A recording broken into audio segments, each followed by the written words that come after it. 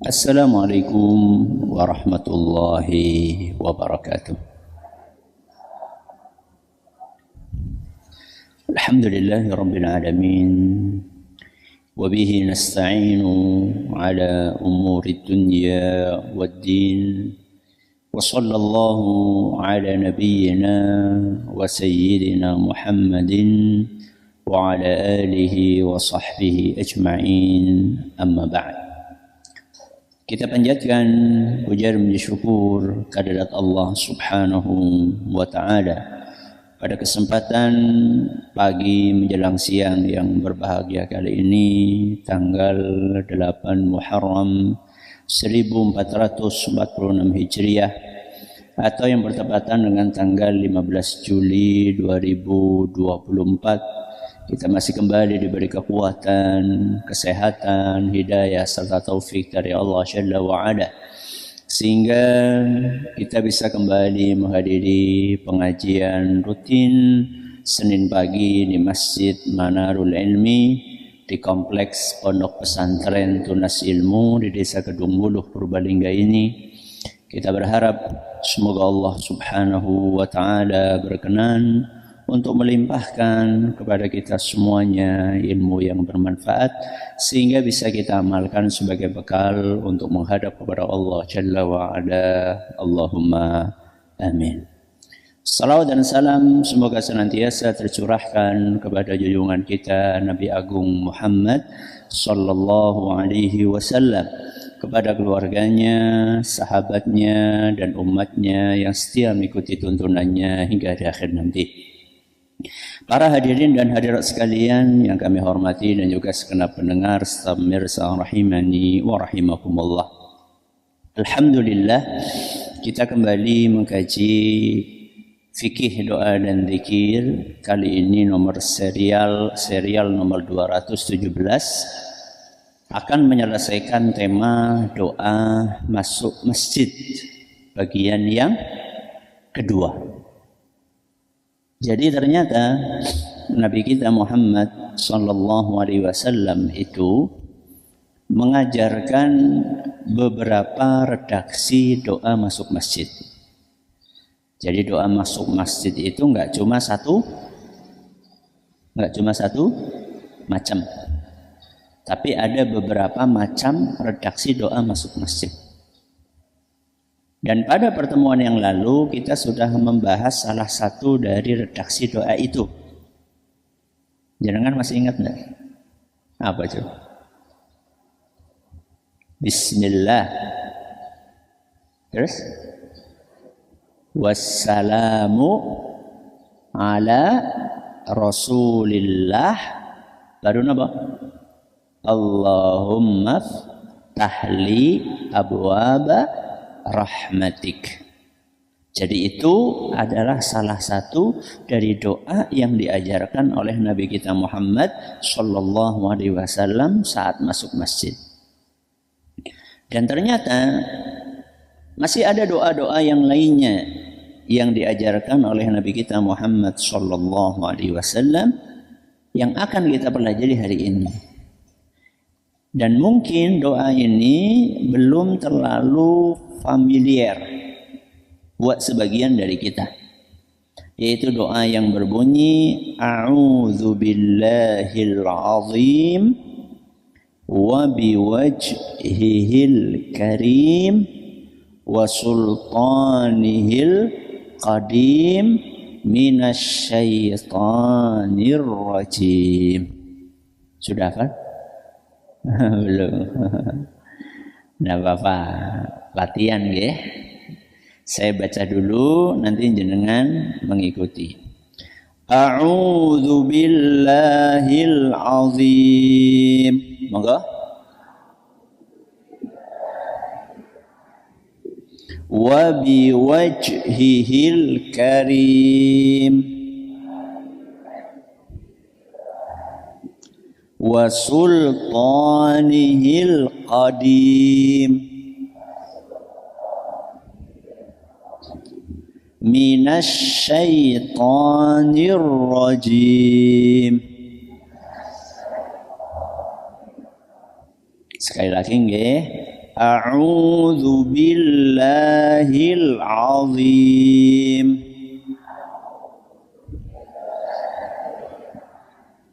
Wa biwajhihil karim.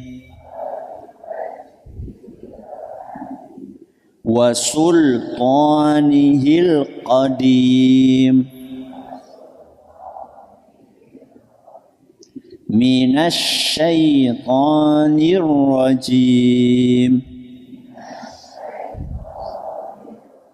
Ayo bareng-bareng 1, 2, 3. A'udzu billahil azim wa biwajhihil karim wa sultanihil qadim. Minasyaitonir rajim. Apa landasan dari doa ini?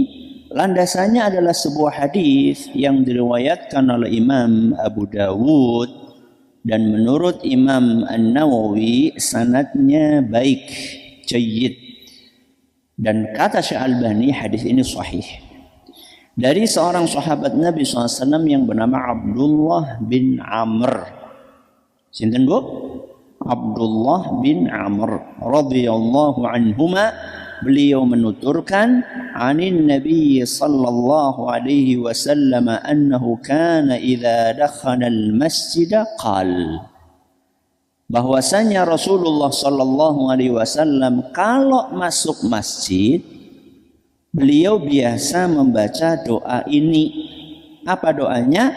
A'udzu billahil azim wa biwajhihil karim wa sultanihil qadim minasyaitonir rajim. Apa keuntungannya? Qala fa idza qala dzalika qala asy-syaitan hufidha minni sa'iral yaum. Seorang yang membaca doa ini saat masuk masjid, maka setan akan berkata, orang ini dijaga oleh Allah dariku sepanjang hari. Dariku itu dari sinten Bu? Setan. Berarti sepanjang hari setan tidak bisa untuk menggoda, mencelakakan, menyesatkan orang. Berarti untung napa mboten? Untung sekali. Untung sekali. Coba jangan perhatikan ya. Sekarang kita masuk ke kandungannya. Kalau kita perhatikan, doa ini diawali dengan a'udzu. Kenapa? A'udzu billah. Ini namanya isti'adzah. Namanya ta'awud. Seperti orang mau baca Al-Quran apa? A'udzu billahi minasyaitonir rajim. Itu namanya ta'awud. Ustaz, kita ini bukan mau masuk tempat angker, Ustaz. Tapi kita mau masuk apa, Bu? Masjid. Ta'awud mbok nek arep mlebu tempat yang wingit sing akeh apa nih? Sing akeh demit. Ini masuk masjid, Ustaz. Kok kita ta'awud, Ustaz? Kita ini bukan mau masuk nuwun sewu kamar mandi atau WC. Kalau masuk kamar mandi apa? Allahumma inni a'udzubika minal khubuthi wal khaba'ith. A'udzubika. Itu ta'awud juga. Ta'awud itu kan mau masuk tempat kotor, mau masuk tempat yang banyak setannya. Lah ini masuk masjid kok ta'awud niku pripun, Ustaz? Mari kita perhatikan apa yang dijelaskan oleh Nabi SAW dalam hadis berikut ini. Dalam hadis yang diriwayatkan oleh Imam An-Nasai dan sanadnya dinilai hasan oleh Imam Ibnu Hajar Al-Asqalani, dan menurut Syekh Albani hadis ini sahih. Nabi kita SAW bersabda, inna syaitana qa'ada libni adam bi'atrukihi. Sungguh setan itu selalu duduk mengintai anak Adam di semua jalan.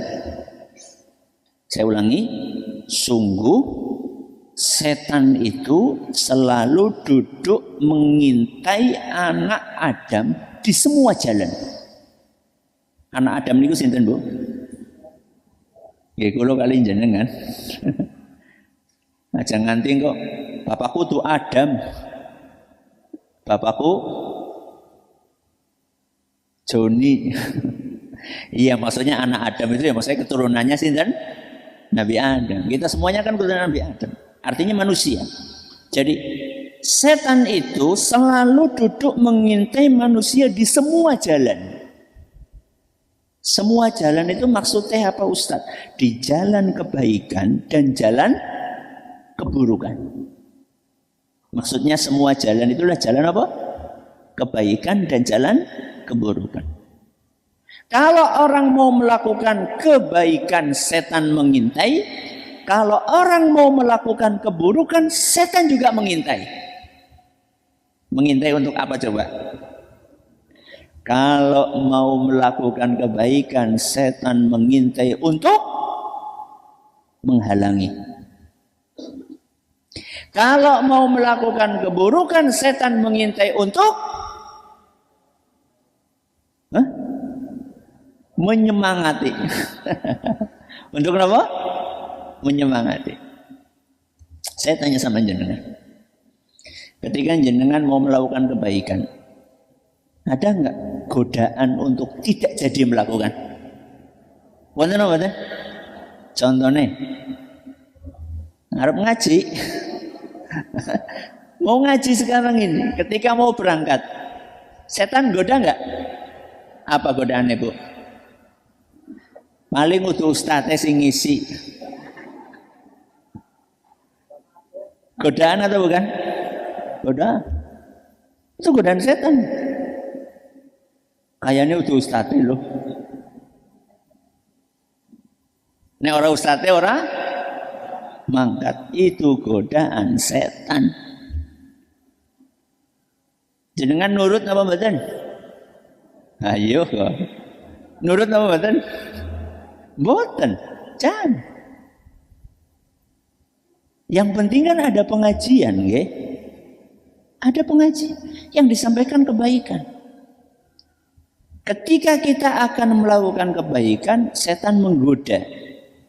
Menggoda supaya tidak jadi. Lah kebalikannya, kalau ngelihat keburukan, setan menyemangati. Apa? Menyemangati. Ayo terus. Maju maneh. Ya. Contoh, arep mangkat ngaji. Mau berangkat apa? Ngaji. Di tengah jalan anak ebek.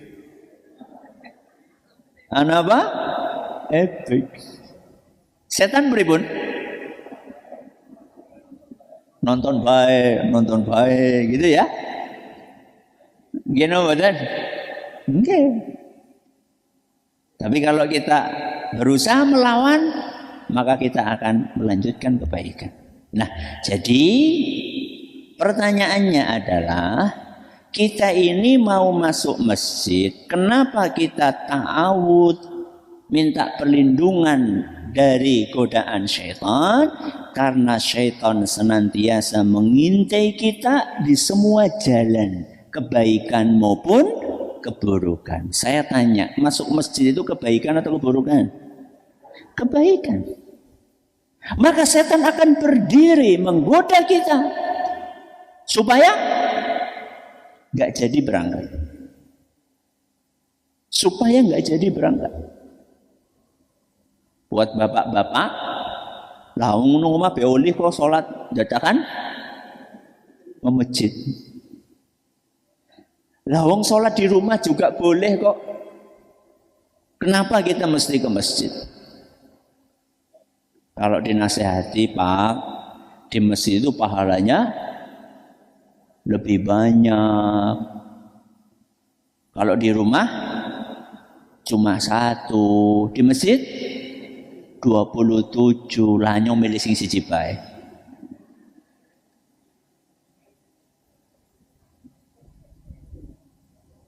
Kalau jenengan ditawari ke Pak anak gaji 1 juta karo 17 juta, milih sing pundi? Iya 17. Kalau urusan duit pengennya yang banyak. Kalau urusan pahala ora apa-apa sedikit baik. Padahal nggih, yang akan kekal abadi ini ku uang napa pahala? Pahala. Jenengan dikasih uang 27 juta.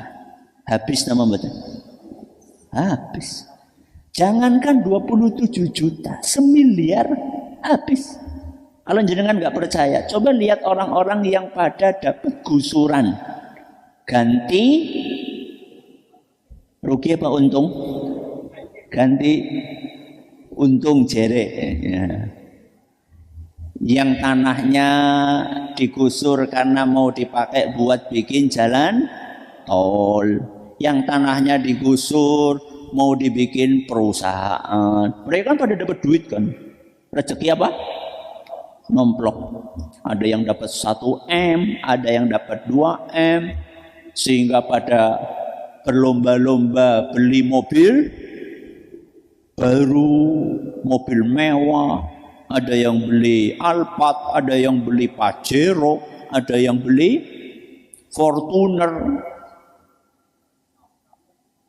Begitu beli, apa yang terjadi? Habis. Duit itu sebanyak apapun habis. Pahala kalau kita jaga dengan baik maka akan kekal abadi. Akan terus kita nikmati walaupun kita sudah berpindah alam, dari alam apa ke alam apa, dari alam dunia ke alam akhirat. Maka setan sebelum kita berangkat ke masjid, dia akan menggoda supaya kita nggak jadi berangkat. Macam-macam alasan. Kesel, sumuk, apalagi bebeh, ngantuk, macam-macam. Panas, itu kalau siang-siang, kalau subuh-subuh, atis, macam-macam. Pokoknya gimana nggak jadi berangkat. Oke. Seandainya kita melewati godaan itu, alhamdulillah. Walaupun digoda, walaupun ngantuk-ngantuk, tetap berangkat. Walaupun atis-atis, tetap berangkat. Akhirnya kita sampai di masjid. Pertanyaannya, ketika kita sudah sampai di masjid, apakah setan berhenti untuk menggoda kita? Tidak. Setelah kita berhasil melawan godaan setan sebelum berangkat ke masjid, saat sampai di masjid, setan akan terus menggoda kita. Menggoda supaya apa? Menggoda supaya ibadahnya tidak fokus. Makanya sudah sholat di masjid, ada nggak orang yang sampai di masjid sholatnya tetap nggak khusyuk? Ada? Banyak. Ada nggak sudah sampai di masjid, sudah duduk di majelis taklim, ternyata ketika majelis taklim nopo ngantuk? Ada? Ada. Pundi sing ngantuk? Ngacung jajal ngacung. Oh ngantuk ngacung ya ora. Ya. Sudah sampai ke masjid, sudah duduk di majelis taklim, malah ngobrol. Ada? Ada. Ada. Sudah berangkat ke masjid, duduk di majelis taklim, malah dolanan HP. Wonten? Pundi tiange? Wong lagi ngaji malah update status. Wong lagi ngaji malah macani WA. Wong lagi ngaji malah nonton YouTube. Usate anak datakan nonton YouTube. Padahal kalau lagi di rumah, lagi dalam safar perjalanan. Jadi sekalipun kita sudah sampai ke masjid, tetap digoda sama setan. Setan nggak akan putus asa. Oke, alhamdulillah dengan bantuan dari Allah sampai di masjid kita bisa fokus mendengarkan pengajian, bisa khusyuk saat menjalankan sholat, bisa memanfaatkan waktu secara maksimal. Sampai di masjid nunggu qomat, sholat sunnah, baca Al-Quran, doa sama Allah, zikir. Pokoknya memanfaatkan waktu yang ada semaksimal mungkin. Alhamdulillah berhasil. Oke, pulang ke rumah. Setelah selesai melakukan ibadah-ibadah itu, keluar dari masjid, setan berhenti menggodanya? Setan berhenti? Tidak. Setan tetap akan menggoda. Apa godaannya?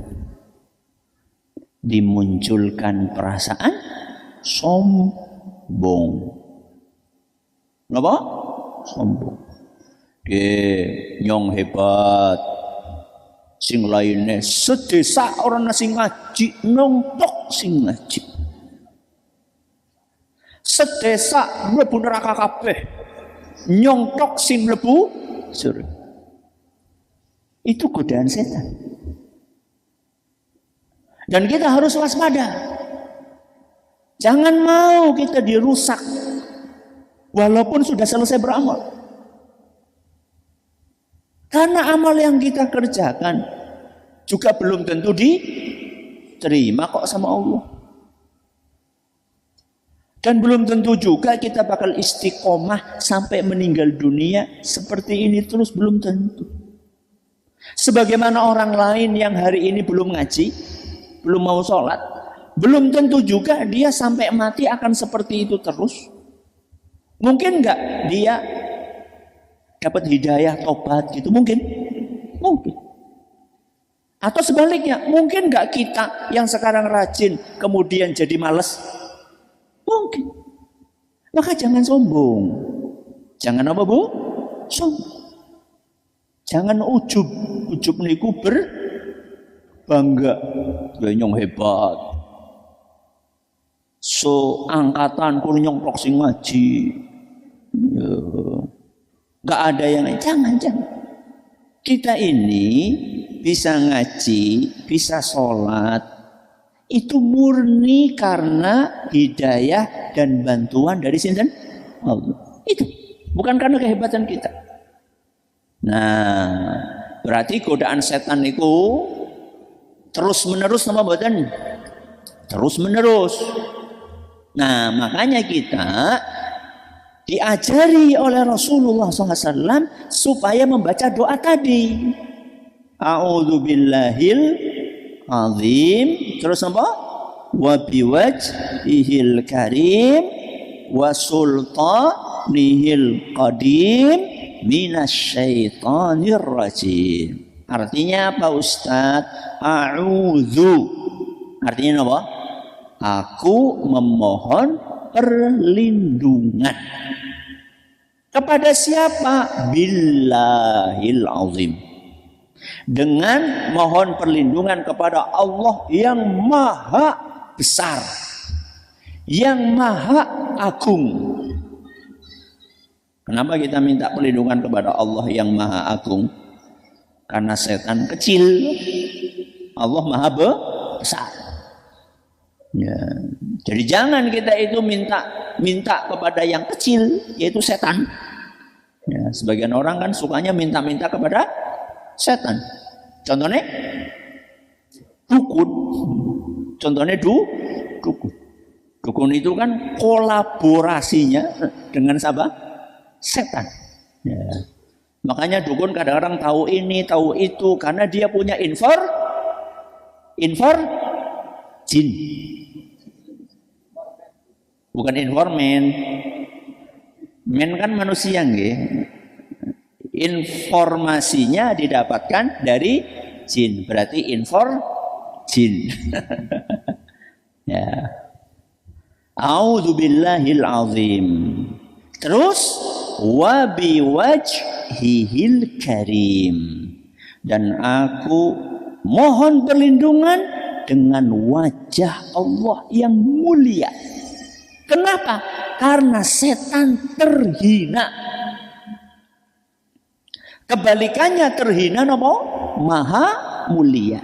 Kita minta perlindungan kepada Allah yang wajahnya maha mulia dari keburukan setan yang terhina. Wasultanihil qadim.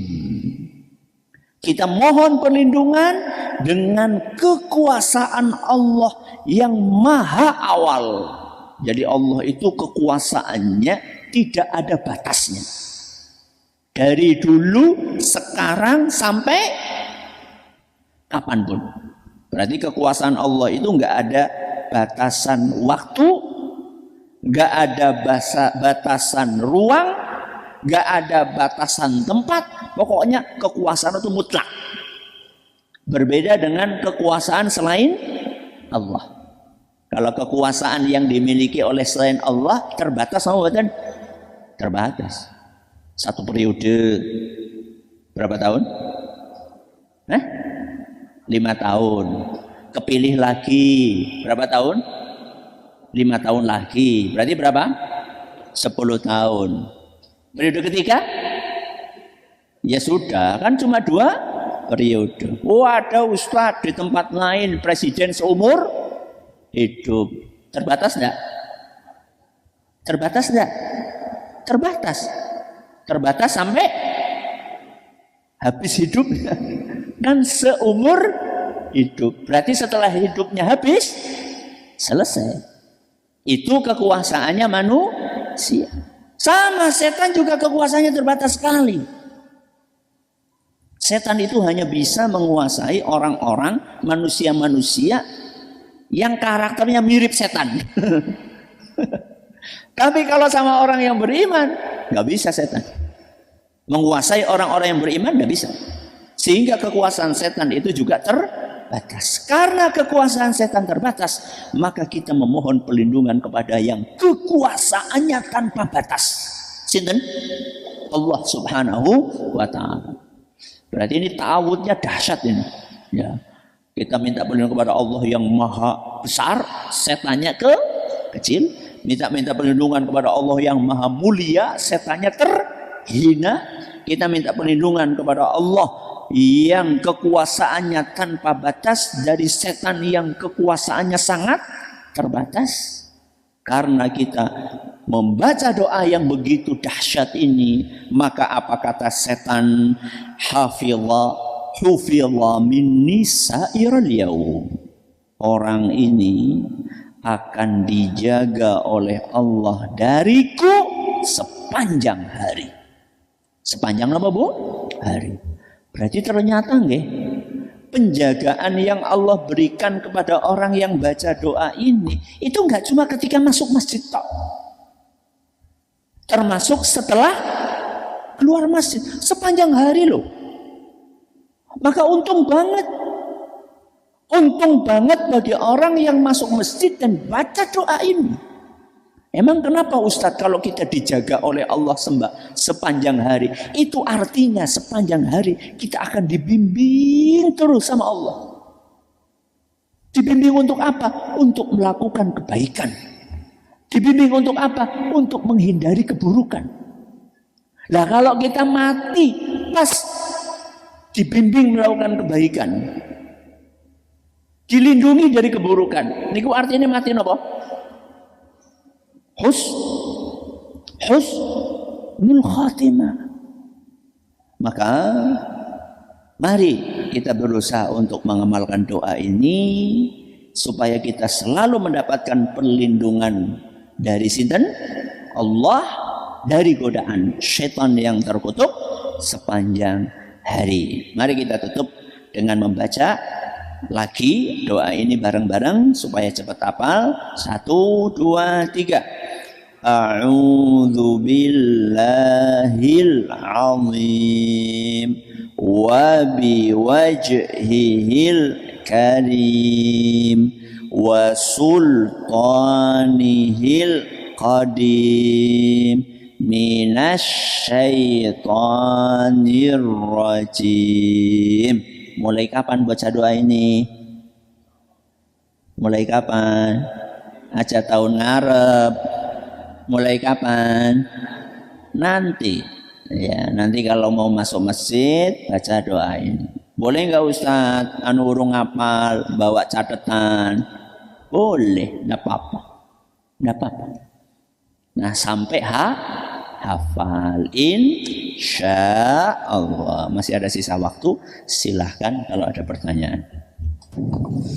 Ya, terima kasih Ustadz atas materi yang disampaikan di kesempatan pagi hari ini. Kita langsung saja bacakan pertanyaan yang sudah masuk. Bismillah. Assalamualaikum warahmatullahi wabarakatuh Ustadz. Waalaikumsalam warahmatullahi wabarakatuh. Semoga Allah Subhanahu wa taala senantiasa memberikan kesehatan dan keberkahan kepada Ustadz. Mohon izin bertanya Ustadz, apakah redaksi doa yang dipelajari pagi ini dibaca ketika masuk masjid atau boleh dibaca ketika dalam keseharian atau khusus hanya dibaca akan masuk masjid?